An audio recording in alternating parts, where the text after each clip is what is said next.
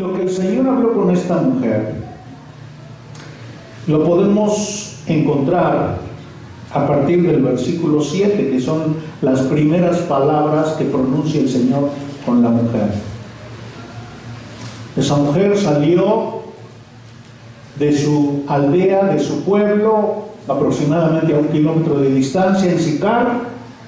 Caminó a mediodía en un lugar desértico, un lugar donde hay escasez de agua, un lugar donde el agua es muy codiciada, es muy deseada, porque hay pocos lugares donde pueden tener agua y tienen que caminar 1 kilómetro para ir por un cántaro con agua. El agua entonces aquí en este lugar que es desértico simboliza vida, simboliza energía, simboliza fuerza. Una persona deshidratada, una persona agotada, una persona con sed, está de mal humor, está cansada, está fastidiada, está sin poderse concentrar, pero tan luego entra el agua fresca, su cuerpo se revitaliza, su mente se aclara, la alegría, la satisfacción empieza a inundar sus miembros. Así que esta mujer tiene necesidad de agua y por eso sale a mediodía a caminar 1 kilómetro bajo los candentes rayos del sol y se encuentra en el pozo a un hombre que está ahí sentado. Saca el agua, llena su cántaro y aquel hombre le pronuncia estas 3 palabras: dame de beber, dame de beber. La mujer progresa en conocer a este hombre. Observe en el versículo 9, identifica con una característica, con una palabra a este hombre que le dijo, dame de beber. Lo primero que identifica es que es un judío, es un judío. Versículo 19, después de estar platicando con él, después de estar comentando, estar informándose un poco, descubre que él tiene una característica superior. ¿Cuál es? Profeta. Judío, y después asciende a profeta. Y el propio Señor, en el versículo 25, le contesta la expectativa que ella tiene. Ella está esperando al Cristo, el Cristo que le va a explicar, porque ella se siente ignorante, ella se siente incompetente, ella se siente incapaz, ella siente que, bueno, ¿cuál habrá sido su trato? Ha tenido 5 esposos. ¿Cuál ha sido su vida? Ha sido una mujer usada, aprovechada, tratada como un objeto, menospreciada. Los hombres se han aprovechado de ella, han sido indiferentes, han sido abusivos. 5 esposos. Y ahora vive con un amante. Bueno, esta mujer recibe un ofrecimiento de parte del Señor. Le dice, versículo 13, cualquiera que bebiere de esta agua, del pozo donde acabas de sacar el agua, volverá a tener sed. Dentro de unas horas, después de beber agua, va a sentir nuevamente sed. Versículo 14. Y el Señor eleva, el Señor habla, utilizando este símbolo del agua física, habla de una bendición espiritual, de un satisfactor espiritual. Más el que bebiere del agua que yo le daré, es un agua no física, es un agua no de un pozo, no de una fuente física, es un agua que Cristo trae. El agua que yo le daré, si bebe, dice, no tendrá sed jamás. Se ha sentido como un desierto, se ha sentido vacía, se ha sentido tratando de llenar sus ansias con pecado. No tendrá sed jamás, sino que el agua que yo le daré será en él una fuente de agua que salte. Y vea lo que significa esa agua: vida eterna, vida eterna, vida que no se acaba, vida que no tiene otra necesidad, vida plena, satisfecha, que nunca termina, que no es temporal, que no es relativa, es completa. De esto habló el profeta Jeremías en el capítulo 31, versículo 31 al 33, y el profeta Ezequiel también habló de este tipo de agua en el capítulo 36, versículos del 25 al 27. Dios daría agua, un símbolo de agua, con la cual iba a lavar a su pueblo, lo iba a purificar de sus pecados y lo iba a presentar santo delante de él. Eso es el nuevo pacto, el pacto que trae Cristo, terminando con el antiguo pacto, culminando con el pacto mosaico, terminando con todos esos rituales y ceremonias enseñados en Levítico, en Número, en Éxodo, en el Antiguo Testamento. Jesucristo trae el Espíritu Santo, Jesucristo trae la salvación, Jesucristo trae una nueva vida, una nueva relación con Dios, en donde el cumplimiento ya no va a ser externo, sino que ahora será una transformación interna. El agua externa va a producir más sed, pero el agua interna que Cristo va a dar dejará satisfecho de manera permanente a la persona. El Señor entonces está ofreciendo vida eterna. Y aunque la mujer no alcanza a comprender, versículo 15, le dice: dame esa agua. Pero ella todavía está pensando en agua física. Y el Señor tiene que explicar un poco más. Mira. De lo que estoy hablando no es de agua física, es de agua espiritual. Dios te quiere purificar internamente. Revisemos tu conciencia, revisemos tu vida. Versículo 16: ven, llama a tu marido y ven acá. El Señor tocó un aspecto que la mayoría de nosotros quiere ocultar: sus pecados, su soberbia, sus lujurias. El Señor le dice: ya lo sabía, el Señor ya sabe. Dice capítulo 2, versículo 24 y 25, no se fiaba de ellos porque ya los conocía. Así que le dice a esta mujer: llama a tu marido. Y la mujer dice: no tengo marido. ¿Qué significa? ¿Falleció? ¿Eres soltera? El Señor le tiene que remover, abrir su conciencia, decirle: no te conviene decir mentiras. ¿A quién crees que vas a engañar?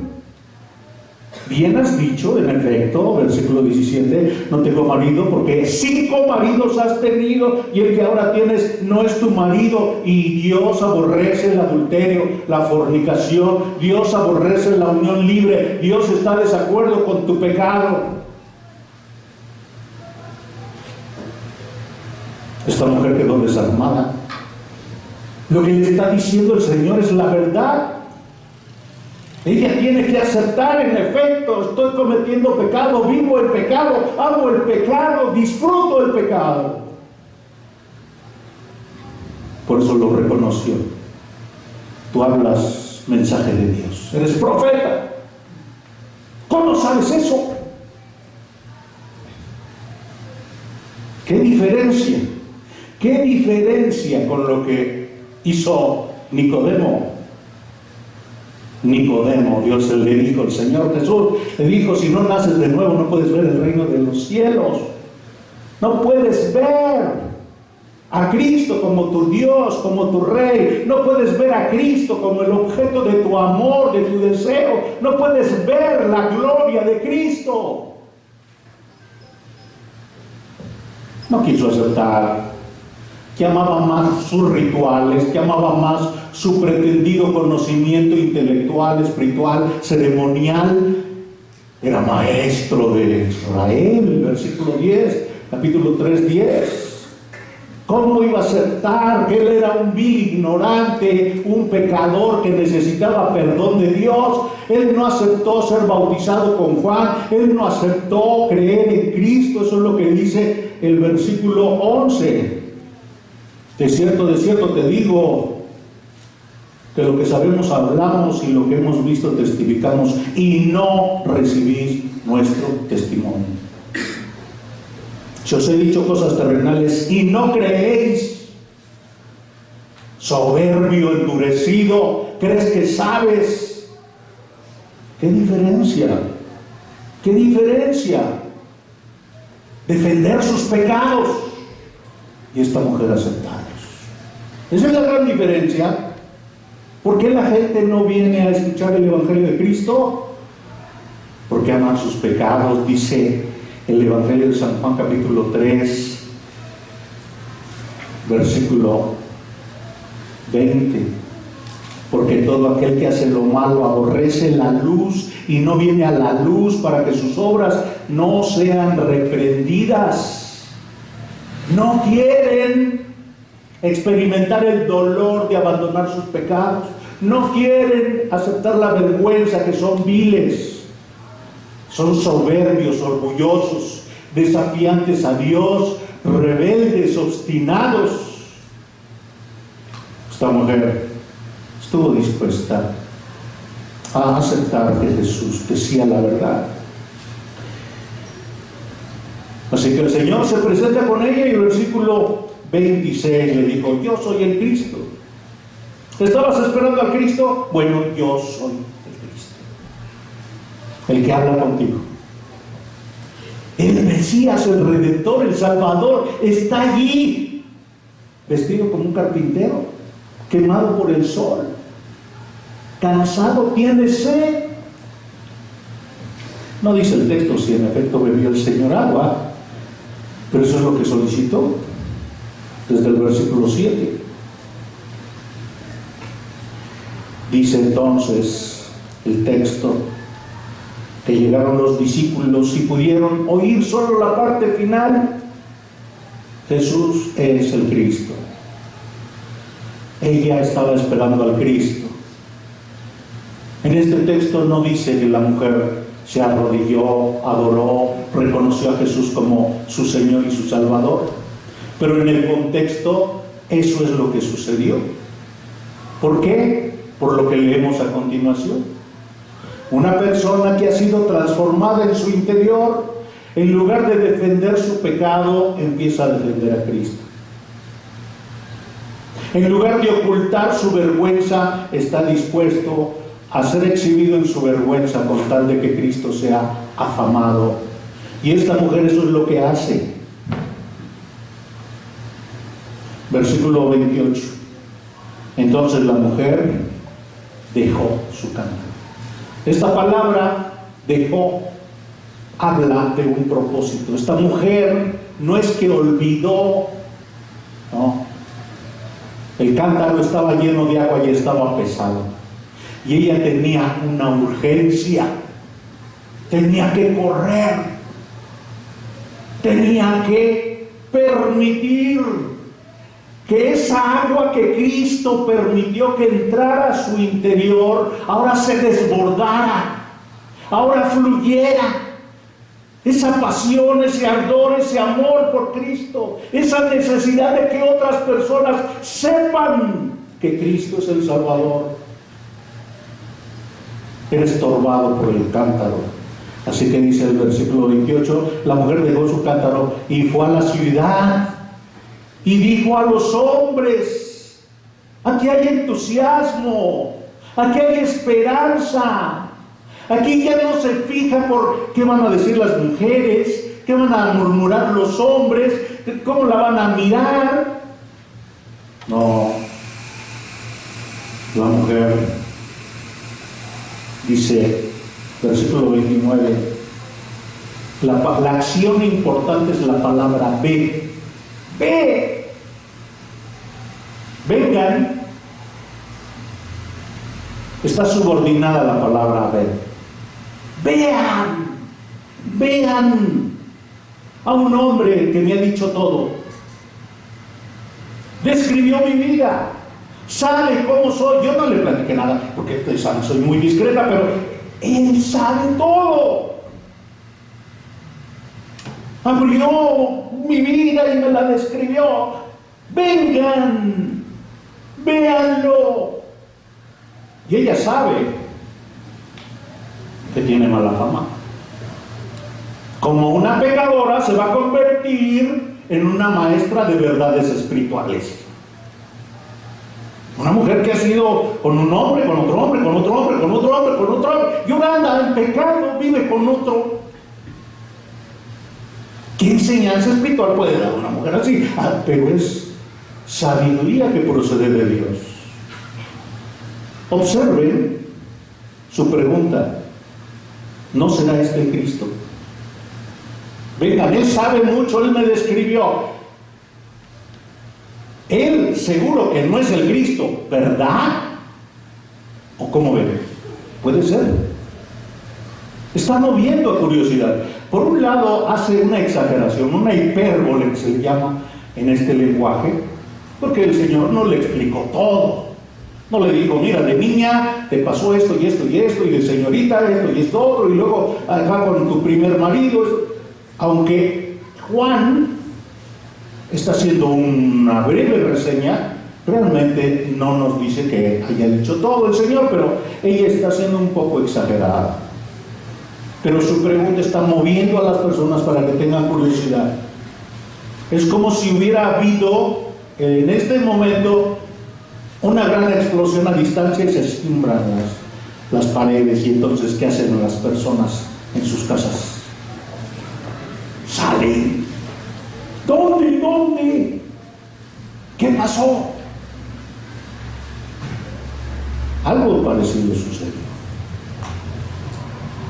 Lo que estamos observando entonces, lo primero que observamos es que esta mujer ha experimentado beber el agua viva, ha experimentado la salvación, ha experimentado tener una relación nueva con el Señor Jesucristo. Jesucristo vino a ser el intermediario entre Dios y los hombres.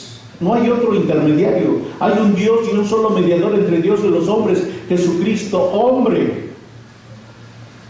Dios solamente ha dado a una persona para que esta persona esté acercándonos, reconciliándonos con Él. Esa persona es el Señor Jesucristo. Así que esta mujer ha recibido agua viva, ha recibido vida eterna de parte del Señor Jesucristo, y por eso salió a buscar a personas que vivían en su población. Observemos la segunda enseñanza. Además de que Jesús da vida eterna, Jesús obedece al Padre. Jesús obedece al Padre. Versículo 31. Entre tanto los discípulos le rogaban diciendo: Rabí, come. Él les dijo: yo tengo una comida que comer, que vosotros no sabéis. Aquí el Señor nuevamente está hablando en dos niveles. Los discípulos están pensando la comida física, ¿verdad? Trajeron pan, trajeron algún alimento, pero el Señor dice: tengo una comida que comer. ¿Cuál es tu comida, Señor? ¿Te la trajo la mujer o alguna otra persona? No, ustedes no saben, ni se imaginan. ¿Por qué no saben y por qué no se imaginan y por qué no la conocen? Porque no conocen a Dios de la forma como yo lo conozco. ¿Saben qué es lo que está satisfaciendo al Señor Jesucristo? Ver a una mujer que estaba esclava de sus pecados, y ha sido librada. Ver a una mujer que sentía una terrible culpa y ahora tiene paz, ha sido perdonada. Ver a una mujer que estaba distanciada de Dios, que no sabía cómo adorar a Dios y ahora ama desde su interior a Dios. Una mujer que sentía enemistad contra Dios, que no podía ver la gloria de su verdad, y ahora esta mujer tiene una nueva relación con Dios y quiere comprender la voluntad de Dios para su vida. Ese es el deleite del Señor.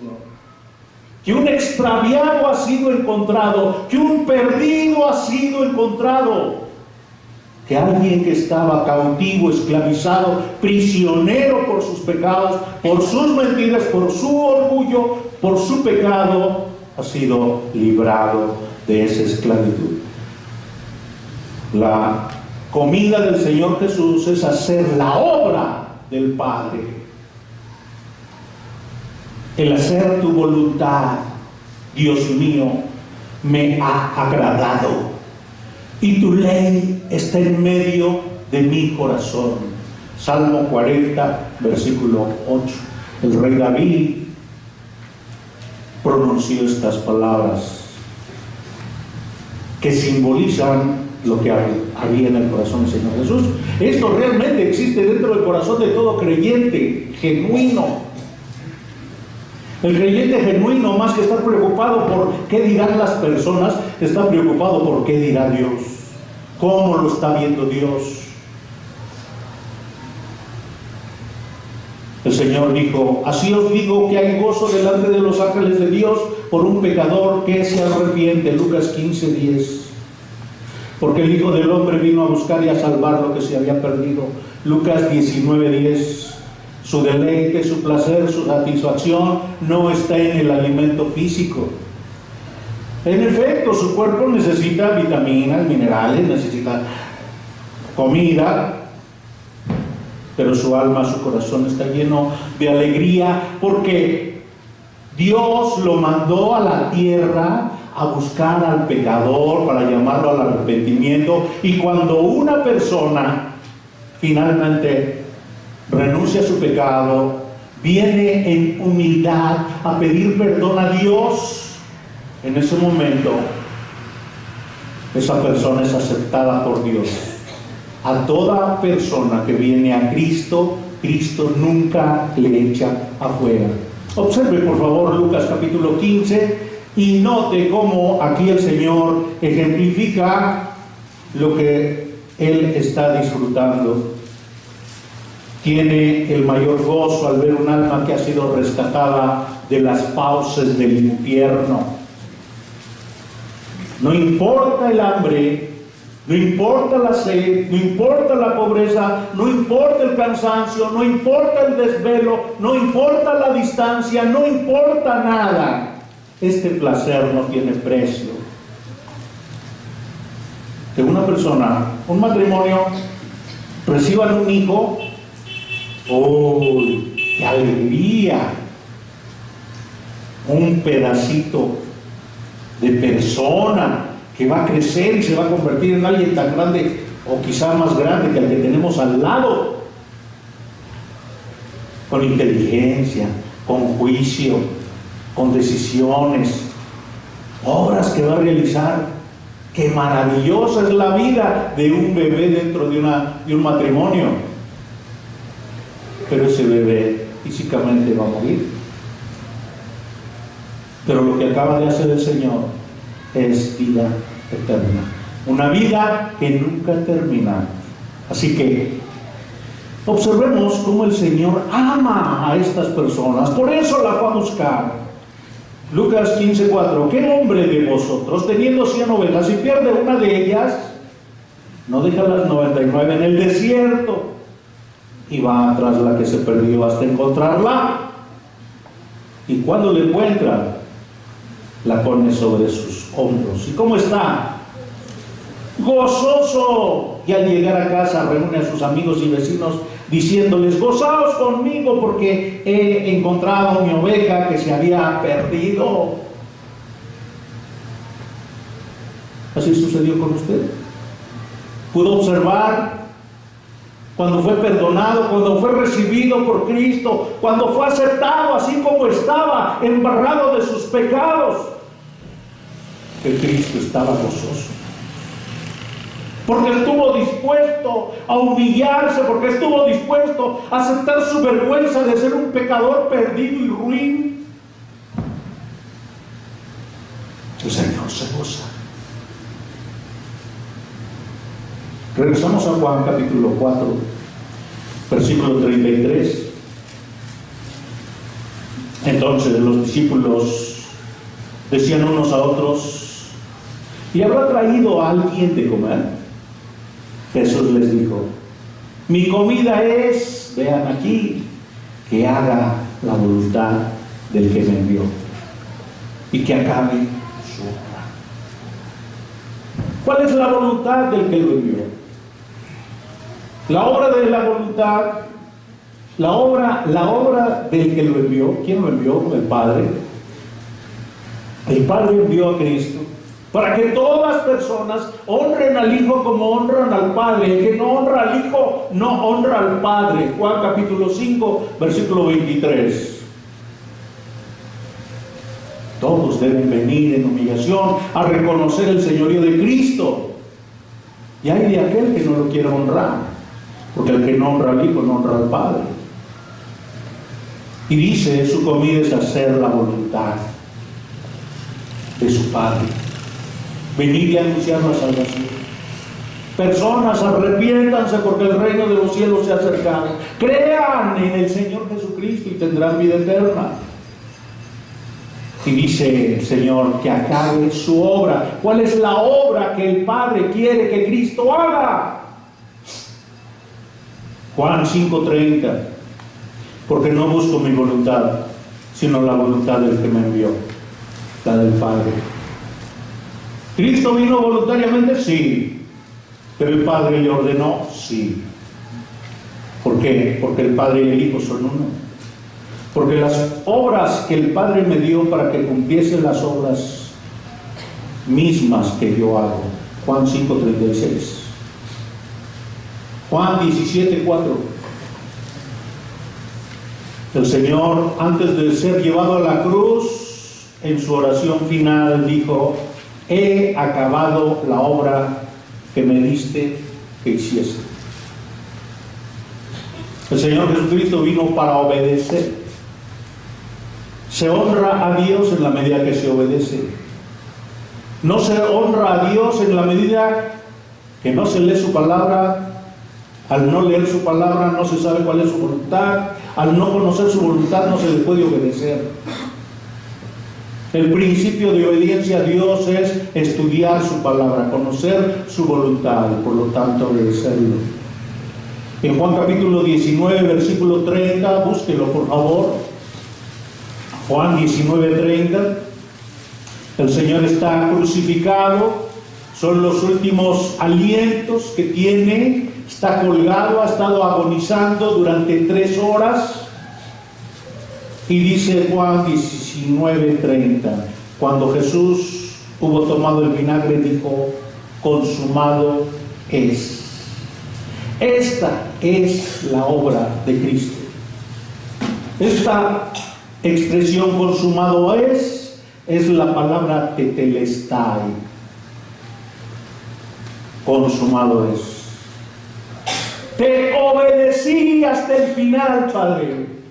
Estoy entregando mi alma. Estoy terminando la obra. Estoy crucificado aquí en la cruz, triunfando sobre el pecado, triunfando sobre Satanás, triunfando sobre este mundo, triunfando sobre la muerte, triunfando sobre la naturaleza pecaminosa y el afecto que los hombres tienen por el pecado. Estoy consumando la obra para salvar a la humanidad. Esta es la obra que le encomendó el Padre: salvar al perdido. Cristo obedeció de manera activa desde que fue pequeño, y en ese instante estaba obedeciendo de manera pasiva. Esta obediencia perfecta siendo activo en obediencia y siendo pasivo al morir en la cruz, es la que se le imputa a quien viene en humillación a suplicar por perdón de sus pecados. El Señor Jesús da vida eterna. El Señor Jesús obedece al Padre. Y número 3, el Señor Jesús envía a sus discípulos. Envía a sus discípulos. Juan capítulo 4, versículo 35. Dice el texto de Juan 4:35. ¿No decís vosotros, aún faltan 4 meses para que llegue la siega? Aquí pausa. Esto aquí está hablando de un término literal, está hablando de la cosecha, de la siembra, ya está. Según los investigadores, 4 meses antes de que llegue la siega, antes de que ya esté dispuesto para cortar el fruto, el trigo, dice, bueno, probablemente es el mes de diciembre, año 27, diciembre del año 27. Sin embargo, el Señor utiliza esta figura de que están allí en la montaña, están en el cerro, están mirando hacia abajo, están viendo cómo están los campos cultivados, y lo utiliza para hablar de algo espiritual también. He aquí, os digo, alzad vuestros ojos y mirad los campos, porque ya están blancos para la siega. Pero si faltan 4 meses, ¿cómo van a estar blancos? Porque no estaban mirando al trigo, la cebada, estaban mirando los samaritanos que salían de Sicar y venían caminando en la ladera del cerro para buscar al Señor Jesús. Ahí están. Alzad vuestros ojos y mirad los campos, ya están blancos. Esos son la siega, esos son la cosecha, esos son el fruto. Y el que siega recibe salario y recoge fruto para vida eterna, para que el que siembra goce juntamente con el que siega. Porque en esto es verdadero el dicho: uno es el que siembra y otro es el que siega. Yo os he enviado a segar lo que vosotros no labrasteis. Otros labraron y vosotros habéis entrado en sus labores. La cosecha es la mujer samaritana. La cosecha son estos hombres que el Señor Jesús conoce y que van a venir al arrepentimiento. Han sido evangelizados por esa mujer y ahora quieren conocer mejor al Señor Jesús y dejan su población y vienen a buscar al Señor Jesús. Y como veremos a continuación, le solicitan: quédate con nosotros. Necesitamos conocer más. Necesitamos que nos expliques la verdad de Dios. Gente humilde, dispuesta a ser moldeada por la palabra de Dios. Esos son los verdaderos hijos del reino de Dios. Un autor que se apellida Morris dice: Jesús está recogiendo su cosecha ahora mismo mediante la conversión de aquella mujer. Jesús no está pensando tan solo en los salarios. El que siega o recoge la cosecha lo hace para vida eterna. Hermanos, esta es una preciosa escena en donde se observa el sacrificio, la obra, el trabajo, el cansancio del Señor Jesús. No ha comido, quizá ha bebido un poco de agua, pero su finalidad, su corazón está ardiendo porque quiere hacer la voluntad. La única razón que Él encuentra para estar aquí en la tierra es que los perdidos sean encontrados, los extraviados regresen al camino, los pecadores procedan al arrepentimiento. Jesús da agua viva, da vida eterna, número 1. Número 2, Jesús obedece al Padre. Número 3, Jesús envía a sus discípulos. Número 4, Jesús salva al mundo. Jesús salva al mundo. Juan capítulo 4, versículo 39. Y muchos de los samaritanos de aquella ciudad, vean esa palabra, creyeron en Él por la palabra de la mujer, que daba testimonio diciendo: me dijo todo lo que he hecho. Entonces Dice, vinieron los samaritanos a él y le rogaron que se quedase con ellos, y se quedó allí 2 días. Y vean cómo se repite esta palabra: y creyeron muchos más por la palabra de él. Y decía a la mujer: ya no creemos solamente por tu dicho, porque nosotros mismos hemos oído y sabemos que verdaderamente este es el Salvador del mundo, el Cristo.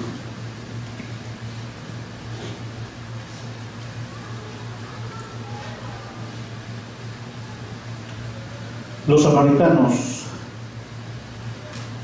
tomaron una actitud de querer ser salvados. Y el Señor Jesús decidió presentarse ante ellos como el Cristo, el Mesías, el Redentor, el Salvador. Y ellos estuvieron dispuestos a aprender de Dios por la boca del Señor Jesús. ¿Qué sería más útil para nosotros? Que en lugar de tener la Biblia y la ayuda del Espíritu Santo, apareciera Cristo y nos enseñara. El Señor Jesús le dijo a sus discípulos: les conviene que yo me vaya, porque el Espíritu Santo es el que convence a nuestra alma del pecado, de la justicia de Dios y del juicio de Dios. Muchas personas vieron al Señor Jesús físicamente. El Señor Jesús enseñó a muchas personas. Habló con Nicodemo y habló con Anás y con Caifás y con muchos judíos y les presentó milagros. ¿Y acaso ellos creyeron? No quisieron creer. Dios vino a visitar a su pueblo, a lo suyo vino y los suyos no lo recibieron. Oír la voz del Señor Jesucristo, ver los milagros del Señor Jesucristo, ser testigos de la falta de pecado en la vida del Señor Jesucristo, no le sirvió a los judíos. Sino el Espíritu de Dios en nuestras conciencias, no sabremos que esta es palabra de Dios, que Dios nos está hablando de manera personal y el Espíritu Santo obrará en el interior de nosotros. El Señor Jesús dijo: vendrán muchos del oriente y del occidente y se sentarán con Abraham e Isaac y Jacob en el reino de los cielos, mas los hijos del reino de Israel serán echados a las tinieblas de afuera. Allí será el lloro y el crujir de dientes. Mateo 8, 11 y 12. Más adelante, ahí mismo en Mateo dijo: ay de ti, Corazín, ay de ti, Betsaida, porque si en Tiro y en Sidón se hubieran hecho los milagros que han sido hechos en vosotras, tiempo ha que se hubieran arrepentido en silicio y en ceniza. Por tanto os digo que en el día del juicio será más tolerable el castigo para Tiro y para Sidón que para vosotras. Y tú, Capernaum, que eres levantada hasta el cielo, hasta el Hades serás abatida. Porque si en Sodoma se hubieran hecho los milagros que han sido hechos en ti, habría permanecido hasta el día de hoy. Por tanto os digo que en el día del juicio será más tolerable el castigo para la tierra de Sodoma que para ti. Mateo capítulo 11, versículos 21 al 24. El Señor Jesús fue rechazado. El Señor Jesús vino a salvar al mundo, vino a salvar a los judíos, pero los judíos no le quisieron recibir. Pero qué actitud tan diferente la que han tenido estas personas de Samaria, considerándose insignificantes, ruines, considerándose impropios, inaceptables. Esa es la característica de los pobres espirituales, de los cuales es el reino de los cielos, según Mateo capítulo 5, versículo 3.